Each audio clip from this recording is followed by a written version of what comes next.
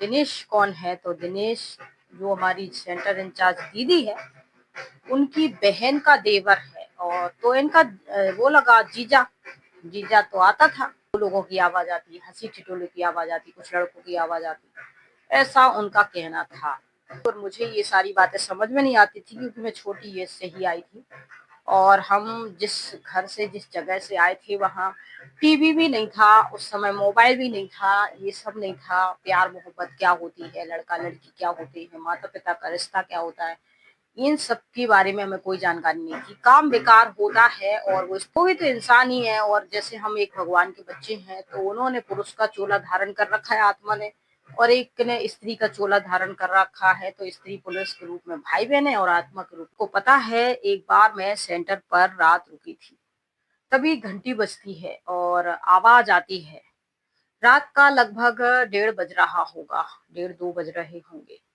और उस समय मैं रह नहीं रही थी, बल्कि जब कहीं दीदी जाती थी तो मुझे बोल के जाती थी कि मैं 2-4 दिन के लिए बाहर जा रही हूँ, तो मैं शिवानी के साथ रुकना है। तो मैं उस रात रुकी थी। तो जैसे ही रुकी तो नींद लगी हुई थी और किसी ने 2 बजी रात के आके ऐसे तेज दरवाजा खटखटाया कि नींद खुल गई। मैं बोली नहीं, वो ही शिवानी बोली और वो बोलने लगी, कौन है? तो आवाज आई, दिनेश है, दिनेश। फिर उनने कहा कि दीदी बाहर गई हैं, नहीं है। तो वो कहने लगा ठीक है, और फिर वो चले गए। रात खत्म हो गई, सुबह हुई। दिनेश कौन है? फिर हम लोग बीना के सेंटर गए, वहां कुछ प्रोग्राम था। अब वहां दीदी और शिवानी, बीना इंचार्ज तो दीदी है, वो शिवानी दोनों बातें कर रही थी। कहती दीदी वो 2 बजी रात के आया था दिनेश भाई करके, और मैंने दरवाजा नहीं खोला। तो वो बड़ी दीदी थी, उन्होंने कहा तुमने अच्छा किया कि दरवाजा नहीं खोला। फिर किरण बहन आई 4-5 दिन बाद, हमारी सेंटर इंचार्ज दीदी। मैं उनके साथ ही थी, स्कूल उस समय नहीं गई थी। और कोई भी प्रोग्राम होता था तो मैं जाती थी। शायद मेरी छुट्टियां वगैरह चल रही थी, लेकिन मैं परमानेंट सेंटर पे नहीं रह रही थी। 8 दिन रहा, कभी कभी 8 दिन रहा, ऐसे रह रही थी। तो मैं शिवानी जहाँ जाती थी गांव में क्लास कराने या किसी के घर क्लास कराने या पीना, तो मेरे को किरण दीदी ने बोल रखा था कि तुम जाओ। अभी मैं बताती हूँ कि ऐसा क्यों बोल रखा था उन्होंने और क्या इसके पीछे का रीजन था। दरअसल ये था कि शिवानी बहन जी के खिलाफ जो सेंटर के आसपास कॉलोनी के लोग रहते थे और भी किराएदार, हम जिस कैंपस में रहते थे वो एक जाने माने वकील का कैंपस था। और उसमें कम से कम 20-25 किराएदार रहते थे और 2-2 कमरे थे, एक किचन अवेलेबल था। और हमने भी 2 कमरे ले रखे थे पूरे इसमें। तो ये सब था। और जो दिनेश कौन है? तो दिनेश जो हमारी सेंटर इंचार्ज दीदी है, उनकी बहन का देवर है। और तो इनका वो लगा जीजा। जीजा तो आता था सेंटर। तो शिवानी के जो खिलाफ है ना, आसपास के लोग शिकायत करते थे कि दीदी शिवानी अकेली रहती है, तुम चली जाती हो। फिर रात में कमरे में से 2 लोगों की आवाज आती, हंसी ठिठोली की आवाज आती, कुछ लड़कों की आवाज आती, ऐसा उनका कहना था। शिकायत है। तो एक बार बाजू से लड़ाई हो रही थी, फिर वो घर हमने खाली करके दूसरी जगह लिया। उस समय मैं नई नई थी और मुझे ये सारी बातें समझ में नहीं आती थी क्योंकि मैं छोटी एज से ही आई थी। और हम जिस घर से जिस जगह से आए थे वहाँ टीवी भी नहीं था, उस समय मोबाइल भी नहीं था, ये सब नहीं था। प्यार मोहब्बत क्या होती है, लड़का लड़की क्या होते हैं, माता पिता का रिश्ता क्या होता है, इन सब के बारे में हमें कोई जानकारी नहीं थी। काम बेकार होता है और वो स्त्री पुरुष का अट्रैक्शन है जिसे काम बेकार की कैटेगरी में रखा जाता है, ये जानकारी भी मुझे सेंटर से ही मिली थी। तो लोग ऐसा क्यों बोलते हैं, आए थे हंसी मजाक कर रहे थे। मैं सोचती थी कि ये सब कोई बड़ी बात तो है नहीं, लड़का लड़की वो भी तो इंसान ही है। और जैसे हम एक भगवान के बच्चे हैं तो उन्होंने पुरुष का चोला धारण कर रखा है आत्मा ने, और एक ने स्त्री का चोला धारण कर रखा है। तो स्त्री पुरुष के रूप में भाई बहन है और आत्मा के रूप में भाई भाई है। मेरे दिमाग में ये ज्ञान जो था बहुत अच्छे से सेट था। और मैं कोई भी बुराई करता या कुछ कहता कि वो आया था, वो रात में आता था और ये लोग हंसी मजाक करते थे आजू बाजू के लोग, तो हम कहते थे ये कोई बोलने की या कोई टॉपिक करने की बातें थोड़ी होती हैं, ये तो फालतू लोग हैं, फालतू बातें करते हैं। तो इतना मेरा प्योर दिमाग था और सेंटर पे ही मुझे विकारों की नॉलेज मिली थी। और फिर बहनों के ऐसे-ऐसे सुनने को मिल जाता था। मैंने खुद से तो देखा नहीं है, लेकिन शिवानी का मैं इसलिए बता रही हूँ क्योंकि शिवानी के साथ मैं रही हूँ और उनके बारे में भी बहुत सारी बातें सुन रखी थी, किरण बहन जी के बारे में भी सुन रखी थी। दिनेश भाई की आवाज़ सुनी थी रात के 2 बजे और शिवानी बहन की जो पड़ोसी थी, वो लड़ाई झगड़ा करते थे।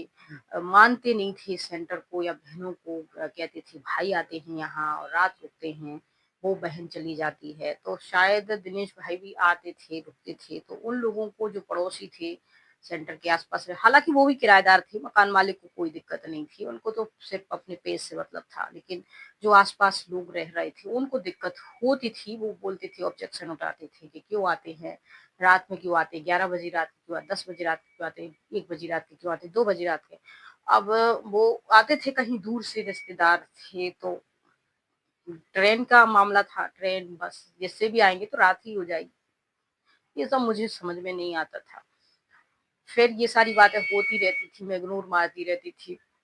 धीरे धीरे जब विकार सेंटर पे ही बढ़ती हो गई, विकारों की जानकारी होती गई, इधर उधर सुना, फिर धीरे धीरे टेक्नोलॉजी आई, सोशल मीडिया आई, नेट आया, ये सब कुछ आया। शिवानी बहन जी हैं जो इधर उधर से मुझे छेड़ती रहती थी।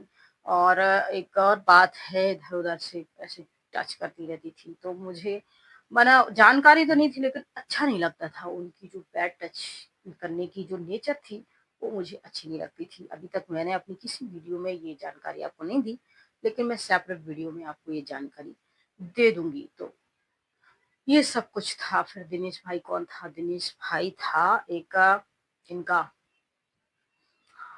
दीदी का देवर था, यानी किरण बहन जी का जीजा जी लगता था, हालांकि वो भी मेरिड था। तो शिवानी और वो बड़ी बहन जी जो बीना की है, दोनों आपस में बातें कर रही थी। मैं किचन में ऐसे झाड़ू वाड़ू काम वाम कर रही थी, मुझे जानकारी नहीं थी क्या बातचीत हो रही है, लेकिन मुझे साफ साफ सुनाई दे रहा था कि अब शिवानी कह रही है, उनकी तेल मालिश कर रही है और कह रही है कि किरण बहन जी वो समय आ चुकी थी। किरण बहन जी थी, मैं थी और सरोज बहन जी थी और जानकी बहन जी थी, हम 5-6 बहनें थी। तो शिवानी सरोज की मालिश मालिश कर रही थी, किरण बैठी थी कुर्सी पे, जानकी कुर्सी पे बैठी थी, हम लोग नीचे बैठे थे, कुछ बातें कर रहे थे। अब किरण कहती है वो आया था, दिनेश ने अंदर नहीं आने दिया, वो नाराज हो गया होगा, उसे बुरा लगा होगा। तो सरोज कहती है देखो किरण, ये तुलसी है, नई कन्या है, अभी इसको ज्यादा समय नहीं हुआ है, और शिवानी भी कुछ ज्यादा बड़ी नहीं है, छोटी ही है, और वो आ जाता कन्याओं के साथ कुछ ऐसी वैसी हरकत कर देता तो बदनामी हो जाती। तो अच्छा हुआ कि इन्होंने नहीं खोला, उन्होंने उल्टा किरण को ही समझाया। फिर मैंने शिवानी से पूछा कि ये कौन है, तो उन्होंने बताया कि इनकी बहन का देवर है। तो हमने कहा सेंटर पे ऐसे आना अलाउ है, रुकना? तो कहती वो अक्सर आते हैं और रहते हैं यहाँ कई कई दिन तक, कोई ज्ञान योग की धारणा नहीं है, एक रिश्तेदार के नाते वो यहाँ आते हैं और रहते हैं, खाते पीते हैं, और कभी कभी तो किरण दीदी उनके साथ घूमने के लिए बाहर चली जाती हैं, तो 4-5 दिन में लौट के आते हैं। ऐसा शिवानी बहन जी हमको कह रही थी। मतलब उन्होंने हमको कहा था, और हम पर्सनली दिनेश भाई से नहीं मिले थे। और किरण बहन जी की, दिनेश भाई की, इनकी हमारी कोई मुलाकात नहीं हुई, हमने इनको कुछ ऐसा वैसा देखा नहीं, समझा नहीं। ये सारी बातें तो मुझे लास्ट लास्ट में 10 साल मुझे हो चुका था वहां रहते रहते, वो जानकारी इतनी सारी हो गई थी, मुझे ना घुटन सी होने लगी थी कि मैं कहाँ आके फंस गई हूँ और ये सब क्या हो रहा है यहाँ, ये सब माहौल है। उससे पहले मैं गृहस्थी में नहीं गई, मैंने दुनिया नहीं देखी थी और ये सब कुछ नहीं देखा था, तो मेरे लिए सब कुछ बहुत अजीब था और बहुत बुरा एक्सपीरियंस रहा था उस समय। तो इसीलिए मैंने छोड़ देना बेहतर ऑप्शन समझा। और छोड़ना, बहुत से लोग कमेंट करते हैं क्या तुमने आसानी से छोड़ा, तो मैंने कहा नहीं, आसानी से तो नहीं छोड़ा, लेकिन अ, कैसे छोड़ा है वो मैं ही जानती हूँ। फिर भी मुझे 2 से 3 साल वहाँ से निकलने में लग गई थी। कैसे-कैसे करके मैंने खुद को वहाँ से डिटैच करा, निकाला और निकालने के बाद भी 2-3 साल तक मैं एक कमरे में अकेली ही बनाती, खाती रही, मेडिटेशन की प्रैक्टिस करती रही, लोगों से ओम शांति मिलती रही, गाँव-गाँव जाती रही, संदेश देती रही। इसमें फिर धीरे-धीरे मैंने खुद को इस सब चीज़ों से बाहर निकाला। मेडिटेशन करना अच्छी बात है, ईश्वर पे आस्था रखना अच्छी बात है और पॉजिटिव रहना बहुत अच्छी बात है। मैं इन सभी चीज़ों को बिल्कुल भी गलत नहीं कहती हूँ, लेकिन जीवन में बैलेंस बनाना और बाहर की सामाजिक दुनिया से और अपने लोगों से मेल-मिलाप बनाए रखना सबसे वो भी बहुत ज़रूरी होता है। तो देखिए, मैंने एक जी मोबाइल लिया था रेडमी का 14 नोट। तो अच्छा मोबाइल है, इसका बैक कैमरा ठीक-ठाक है, सेल्फी कैमरा भी ठीक-ठाक है। आप चाहें तो ले सकते हैं, आप बिगिनर यूट्यूब पे वीडियो बनाते हैं, इंस्टाग्राम पे वीडियो बनाते हैं या फेसबुक पे वीडियो बनाते हैं, तो ये मोबाइल आप ले सकते हैं। अच्छा है, मैंने लिया था ये मोबाइल और अच्छा काम कर रहा है और मैं इसी से शूट करती हूँ। तो दोस्तों, इस कहानी में फ़िलहाल इतना ही मैं आपको सिर्फ़ इस बारे में ये जानकारी दे रही थी कि आस-पास लोग जो थे वो कैसी बातें करते थे सेंटर के बारे में और कैसे मुझे ये सारी जानकारी होती है।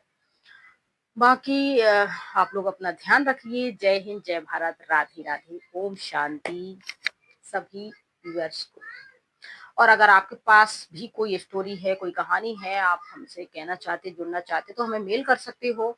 साथ ही आप अपना जो कहानी है थोड़ा बहुत हाँ